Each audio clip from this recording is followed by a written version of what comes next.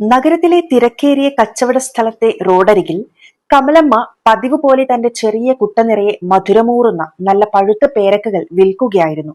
അവർക്ക് രണ്ട് പ്രിയപ്പെട്ട പെൺമക്കളായിരുന്നു ഉണ്ടായിരുന്നത്. ആ മക്കളെ കമലമ്മ രത്നങ്ങളെ പോലെ വിലമതിച്ച് ഏറെ ശ്രദ്ധയോടെയാണ് വളർത്തിയത്. മൂത്ത മകളായ അശ്വതി രാജ്യത്തിന്റെ അതിർത്തിയിൽ ഹിമാലയൻ മലനിരകളിൽ കാവൽ നിൽക്കുന്ന ധീരയായ ആർമി ഓഫീസറായിരുന്നു. ഇളയ മകൾ രശ്മിയാകട്ടെ ഇതേ നഗരത്തിന്റെ ഭരണസാരഥ്യം വഹിക്കുന്ന ഡിസ്ട്രിക്ട് മജിസ്ട്രേറ്റ് ആയിരുന്നു. തന്റെ പെൺമക്കളുടെ ഈ ഉന്നതമായ സ്ഥാനങ്ങൾ കമലമ്മയ്ക്ക് അതിരില്ലാത്ത അഭിമാനമാണ് നൽകിയിരുന്നത്. ആരെങ്കിലും കമലമ്മയോട് അമ്മേ നിങ്ങളുടെ മക്കൾ എന്ത് ചെയ്യുന്നു എന്ന് ചോദിച്ചാൽ അവരുടെ നെഞ്ച് അഭിമാനത്താൽ വികസിക്കും.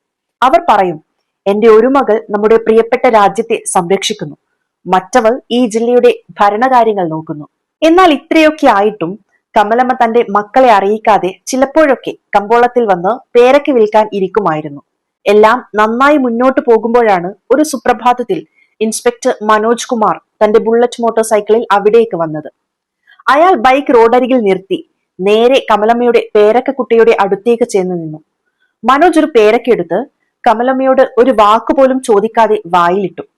കമലമ്മ നേരിയൊരു ഭയത്തോടെയും വിനയത്തോടെയും പറഞ്ഞു, സാറേ, പേരക്ക നല്ല മധുരമുള്ളതാണ്. തൂക്കിയെടുക്കേണ്ടവർക്ക് ഞാൻ സന്തോഷത്തോടെ തൂക്കിത്തരാം. മനോജ് കുമാർ അഹങ്കാരത്തോടെ മറുപടി നൽകി. ആ എങ്കിൽ ശരി, 1 കിലോ തൂക്കി ഈ കവറിൽ തന്നേക്കൂ.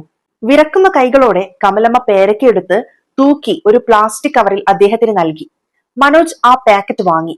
വീണ്ടും അതിൽ നിന്ന് ഒരു പേരക്കയെടുത്ത് അവിടെ വെച്ച് തന്നെ മുറിച്ച് കഴിക്കാൻ തുടങ്ങി. കുറച്ചുനേരം ചവച്ച ശേഷം മുഖം വല്ലാതെ ചുളിച്ചുകൊണ്ട് പരിഹാസത്തോടെ പറഞ്ഞു, ഇതെന്താണ് നീ എനിക്ക് വിറ്റത്? ഒട്ടും രുചിയില്ല. ഈ പേരയ്ക്ക് മധുരം ഒട്ടുമില്ല. കമലമ്മ പരിഭ്രമിച്ചു പറഞ്ഞു, ഇല്ല സാറേ, നിങ്ങൾ തെറ്റിദ്ധരിച്ചതാണ്. ഇത് വളരെ മധുരമുള്ള പേരക്കയാണ്. വേണമെങ്കിൽ മറ്റൊന്ന് കഴിച്ചു നോക്കൂ, രുചിച്ചു ബോധ്യപ്പെടാം. പക്ഷെ മനോജ് കുമാർ അലക്ഷ്യമായി ചിരിച്ചുകൊണ്ട് പറഞ്ഞു, നിർത്തൂ നിന്റെ കള്ളത്തരങ്ങൾ. നിന്റെ പേരക്കയുടെ ഒരൊറ്റ കഷ്ണത്തിന് പോലും മധുരം തൊട്ടു തീണ്ടിയിട്ടില്ല. നീ എന്നെ വിഡ്ഢിയാക്കുകയായിരുന്നല്ലോ. പിന്നെ കേട്ടോ, ഞാൻ ഇതിന് 1 രൂപ പോലും തരില്ല. നിനക്ക് മനസ്സിലായോ? കമലമ്മ ധൈര്യം സംഭരിച്ച് കൈകൂപ്പി യാചിച്ചു. സാറേ, ഇതെന്റെ കഷ്ടപ്പാടാണ്. ഞാനിത് വിൽക്കാൻ വേണ്ടിയാണ് ദൂരെ നിന്ന് കൊണ്ടുവന്നത്. കുറച്ച് പൈസയെങ്കിലും തന്നിട്ട് പോകൂ, അതാണ് എന്റെ അപേക്ഷ. ഇത് കേട്ടതും മനോജ് കുമാറിന് സഹികെട്ടു. ദേഷ്യത്തിൽ അയാൾ കുനിഞ്ഞ് ഒരു കുട്ട മുഴുവനും എടുത്ത് റോഡിന്റെ എതിർവശത്തേക്ക് ശക്തിയായി വലിച്ചെറിഞ്ഞു. കുട്ടമറിഞ്ഞ് എല്ലാ പേരക്കകളും റോഡിലും വണ്ടികൾക്കിടയിലും ഓടയിലുമൊക്കെ ചിതറിപ്പോയി. കമലമ്മ ഞെട്ടിപ്പോയി. നിസ്സഹായയായി അവർ എല്ലാം നോക്കി നിന്നു. അവരുടെ കണ്ണുകൾ നിറഞ്ഞു, ചുണ്ടുകൾ വിറച്ചു.